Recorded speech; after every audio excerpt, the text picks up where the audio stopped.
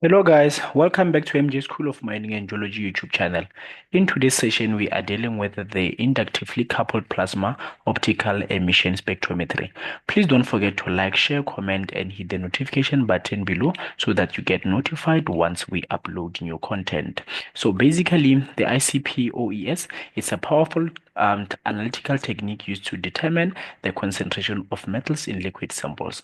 So the instrument operates by introducing a sample into a high temperature plasma, which excites the atoms and ions. And as these species return to their ground state, they emit light at characteristic wavelength, and the intensity of this emitted light is proportional to the concentration of the element in the sample. So basically, the ICP-OES, it uses the liquid sample. So the liquid sample is introduced into the system, where in the system it is or it consists of the pump, it consists of the nebulizer, it consists of the spray chamber, it consists of the tube. Okay, it consists of the quartz tube or the quartz torch. It consists of the mirrors. It consists of the detector, the prism, the which splits the light, the detector, and the computer. Okay, so basically that's that. And so the sample gets to be pumped from the solution, okay, or from these the sample the solution gets to be pumped, and then through this tubing into the nebulizer, and then the nebulizer is going to convert these into these liquid into the aerosols. Okay, then these aerosols are sprayed into the chamber, into the spray chamber, and then the spray chamber, its job is to separate the larger droplets from the fine droplets, because not all of these droplets are good for analysis. Okay, so the fine materials, they're gonna now sent into the quartz torch, whereas the larger droplets will be dropped and then go into the waste. Then now fine materials, the nebulizer is helped by what you call the argon. So this argon, the argon help this nebulizer to spray these into the spray chamber. Then once the separation happens in here, fine materials are going to into the quartz tube. Then once into the quartz tube, they're going to be the atoms are going to be excited, and then once they're excited, they are in a certain energy state. Once they're in that energy state is not permanent. It's just temporarily. So the atoms, they will quickly return to their ground state. Once they return to their ground state, what do? They emit light of different wavelength, and then this light they're gonna be reflected on these mirrors, and then now into the prism. Prism will split this light into different wavelength, and then these different wavelengths will be detected until we see the data on the computer, and until everything gets to be exported. So basically that's what we're going to be dealing with today. But you please don't forget to to like this content so that we keep producing more of this content. But now stay tuned, as I'm going to take you through into an in-depth understanding of this technique. So basically, what is a plasma? We know that the best three known states of matter is solid, liquid, and vapor. But we also have got the fourth state of matter, which is what you call the plasma. Okay, which is that what you call the hot ionized gases. Okay, so that's what we're gonna be looking at, and then this is what you call the plasma.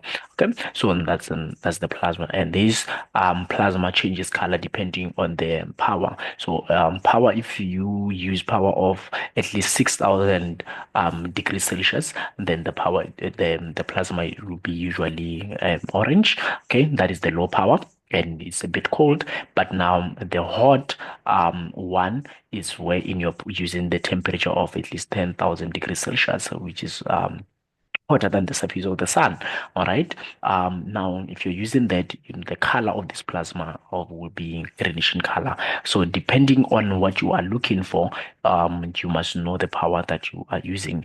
Okay, depending on the method you are using, basically. Okay, so that's basically that is that. Okay.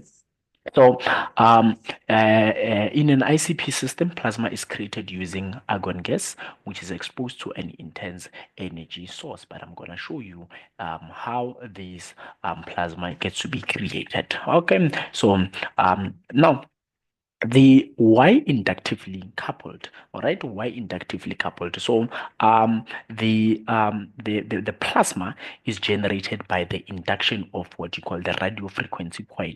Now that's why we are using the term inductively coupled. Okay, but because of the atoms, once they are excited, they're gonna now go back to the ground state and emit light of different or of different wavelength.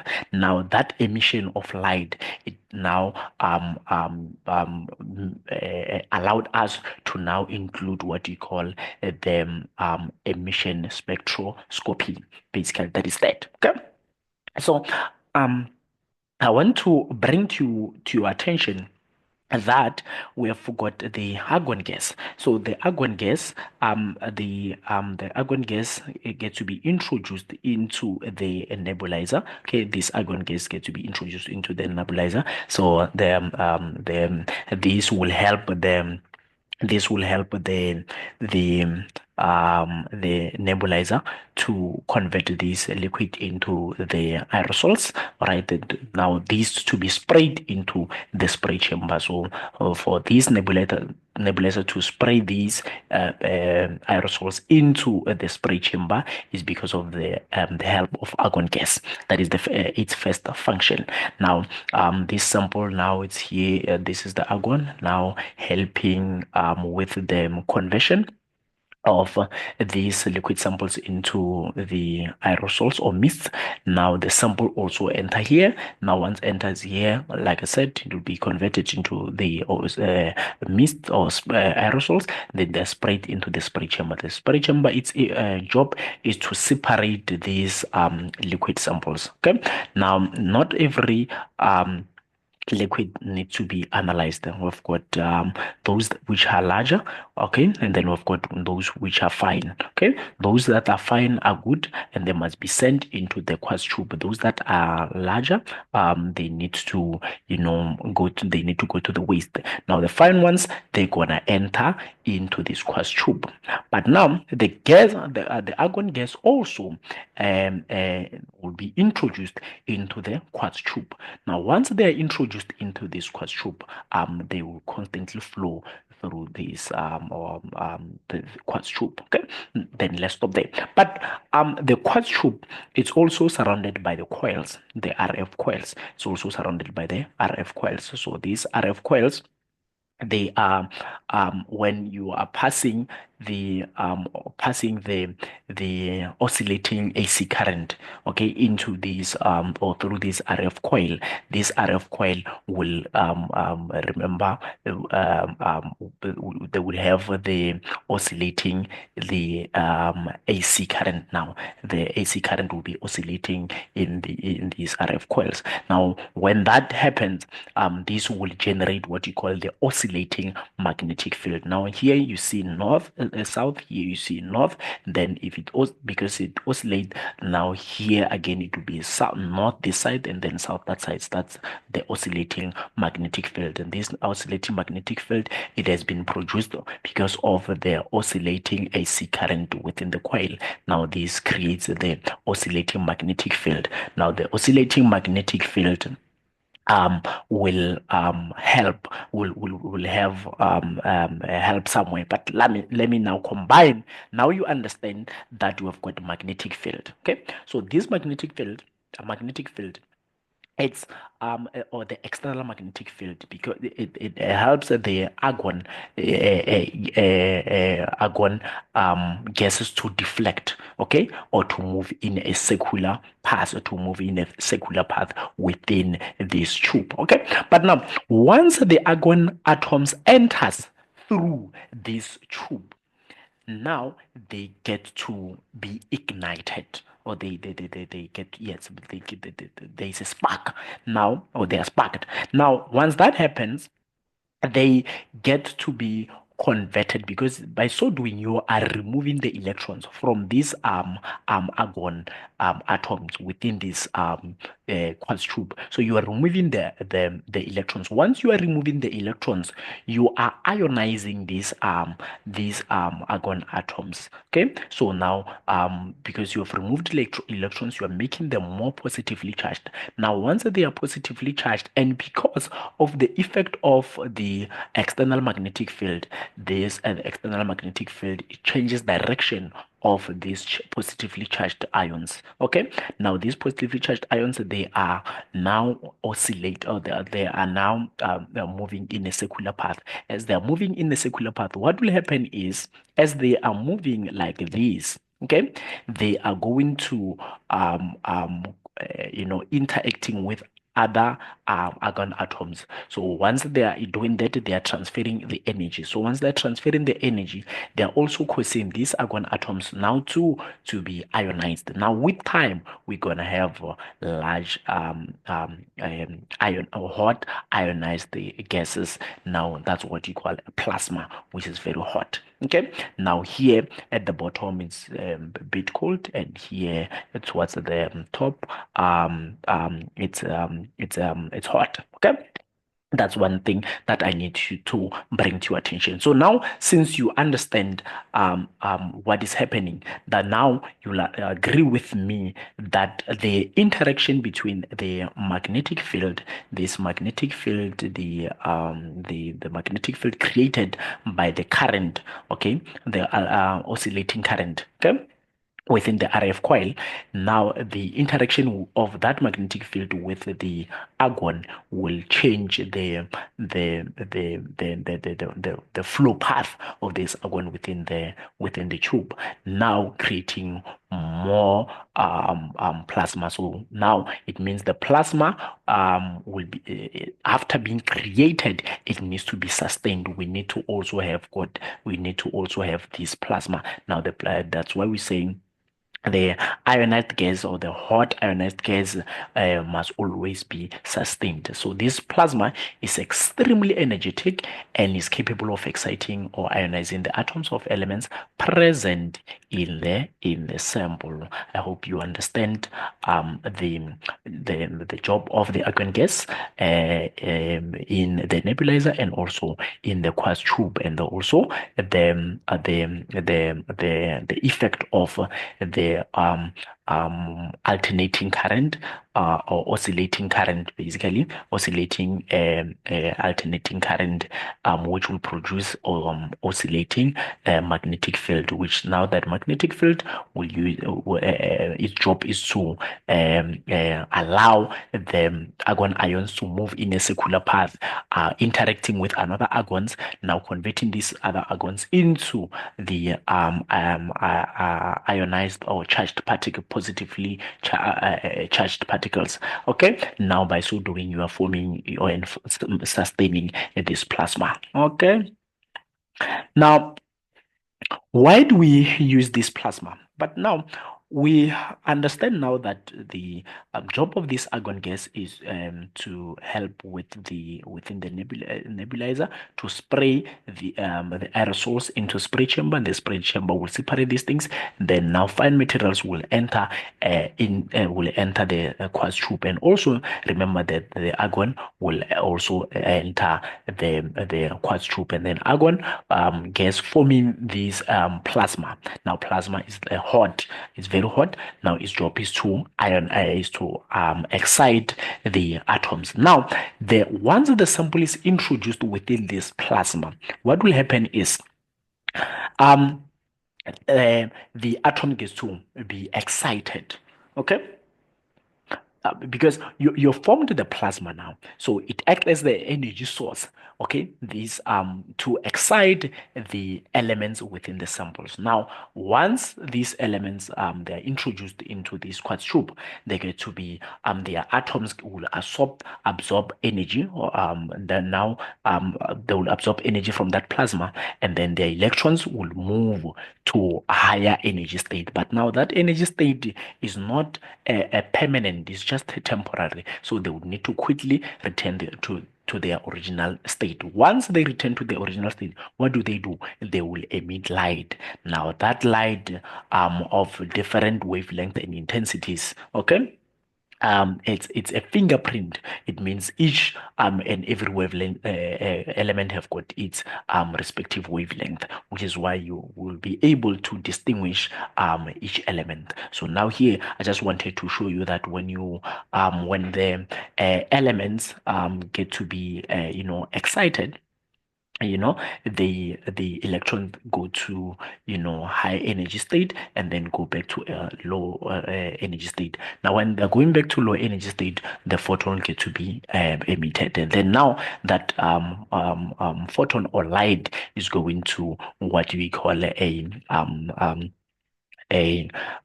prism. Then that prism will split the light until they go to the detector, and the detector will detect those lights. So basically that is light. That's why we are using the plasma for elemental analysis. So this plasma is very important because it provides us with energy. It provides our sample with energy, so that the elements within those sample will have sufficient energy, and then the electrons will jump into their high state.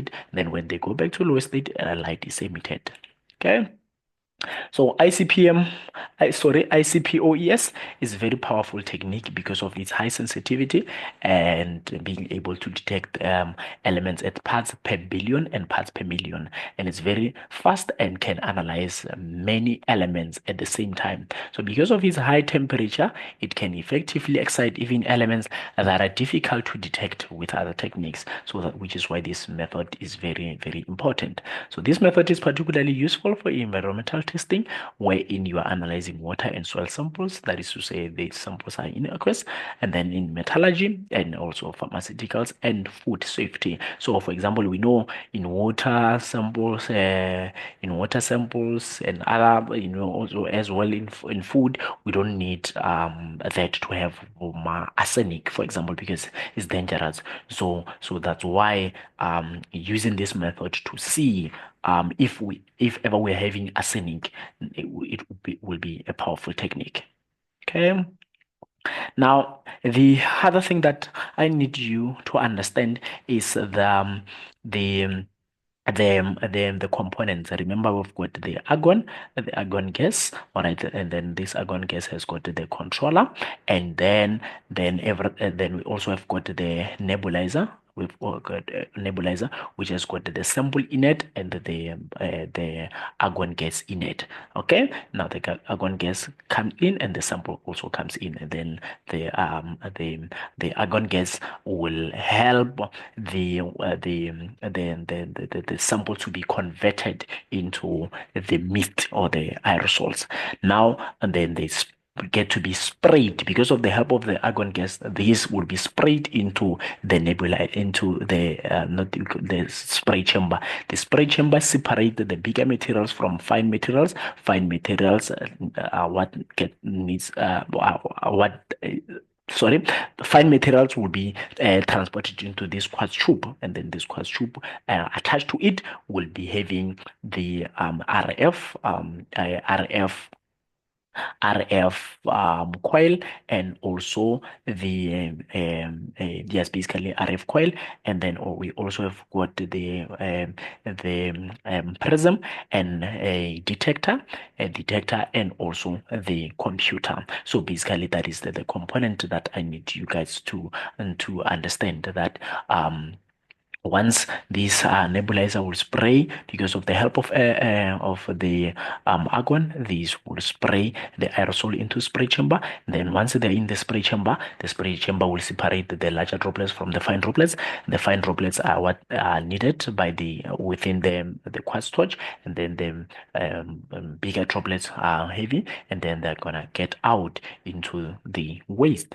And then now once the fine sample is introduced into the ICP torch or quartz torch or quartz tube. Now within the quartz tube, we are having the what you call the RF. We are having the RF coils. So these RF coils, they supplied with the oscillating AC current. Now the oscillating AC current will create the oscillating magnetic field, which that magnetic field will deflect the external magnetic field will deflect the argon within the tube, so that we keep producing more of the plasma. Okay, so that we don't the plasma is sustained. Basically, we need to make sure that the plasma is sustained, so that your particular method works effectively, because what matters in ICP-OES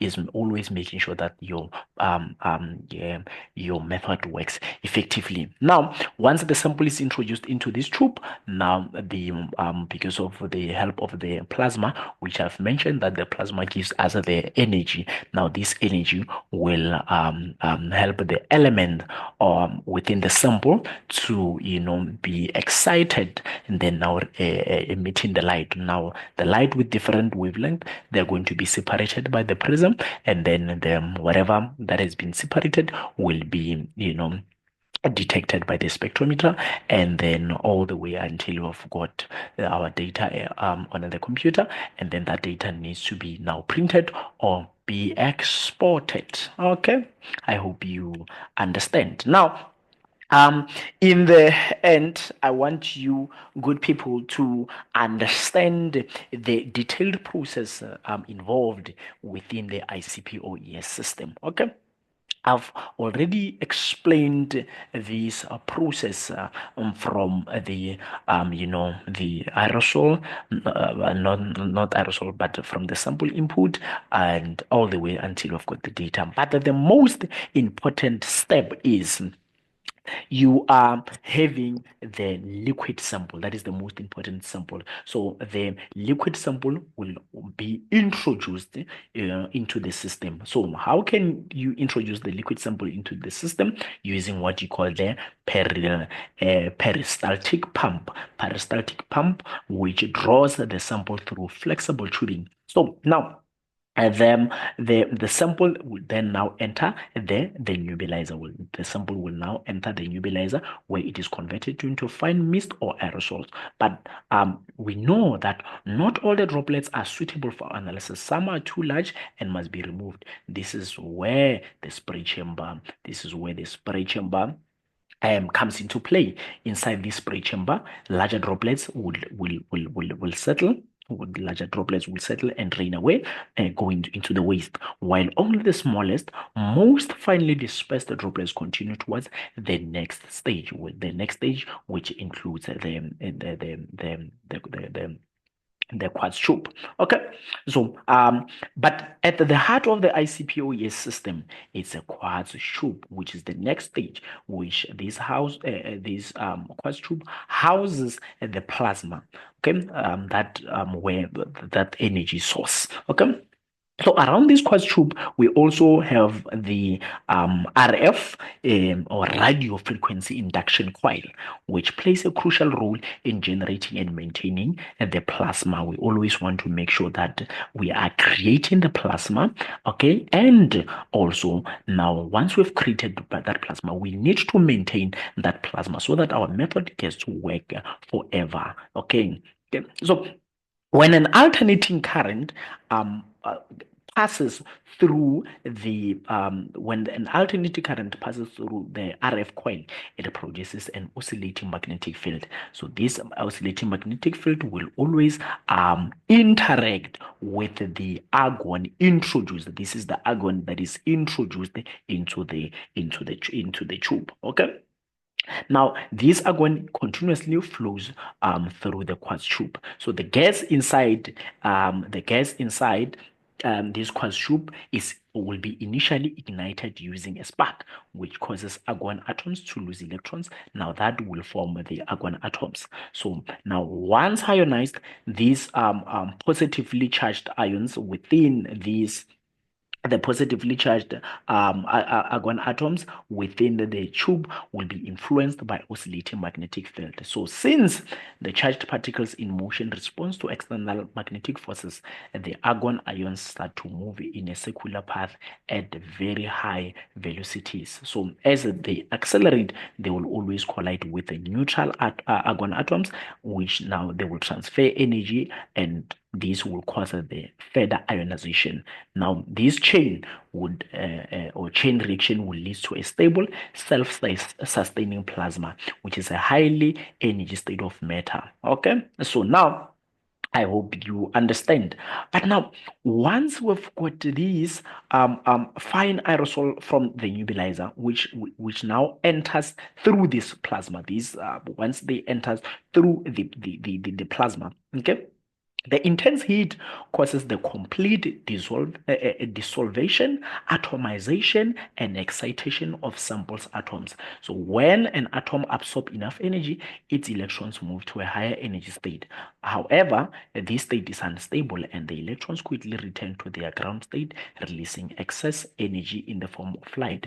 So now that's basically what I've mentioned. But the most important stuff now is what you see over here, because now once the atoms emit this light, remember I said if the atoms they return to their ground state, they would release or they will emit light. So the emitted wavelength needs to be separated and detected. So this is done using what you call the spectrometer, a spectrometer, which consists of what you call the optical components such as the prisms or diffraction gratings. So these components will always split the emitted light into different wavelengths, allowing each element signal to be identified. But now the separated light will now be detected by detector system.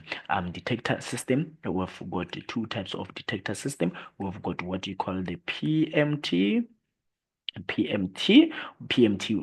stands for photomultiplier tube. So this is the detector. Or some people or the other softwares analytical technique, it has got what you call the charged couple device or CCD. These are the detectors PMT and the CCD. So now the intensity of the light at each wavelength corresponds to the concentration of the element in the sample. So whatever the light that are detected by these PMTs and CCDs, okay, they are now detected. But now we must understand that the intensity of light at each wavelength will always correspond to the concentration of the element in the sample. So, but now, finally, in the end, the computer software would process the data and it will convert this data into the readable format, what it's readable and what you can see. Then now this will display the elemental composition of the sample. So the results now once we've got this result, the results can now be printed or exported for further analysis. So basically, this is an overview of the ICP-OES processes in a detailed way. So if you don't understand this process still, please, you are more than welcome to comment in the comment section, and I will clarify your questions or your whatever wherever you where you don't understand. Okay, please, I'm very thankful for you guys, or for you when what am I saying? Sorry. What I'm trying to say is we are very thankful for your support, good people. Please don't forget to like, share, comment, and hit the notification button below if you are not yet part of the MJ School of Mining and Geology YouTube channel. I hope you understood today, and next time, when we'll be doing these ICP-OES, we can also check now the metric effects, the optimization. We can also check the method development. Okay, we can check the method development. If you have got the method, what do you do before analysis? If you've got method, what do you do for optimization? But if you don't have a method, what do you do? These are some of the concepts that we can still look into when we are looking into the ICP-OES. Okay, and you know what I'm gonna say. Until next time, cheers.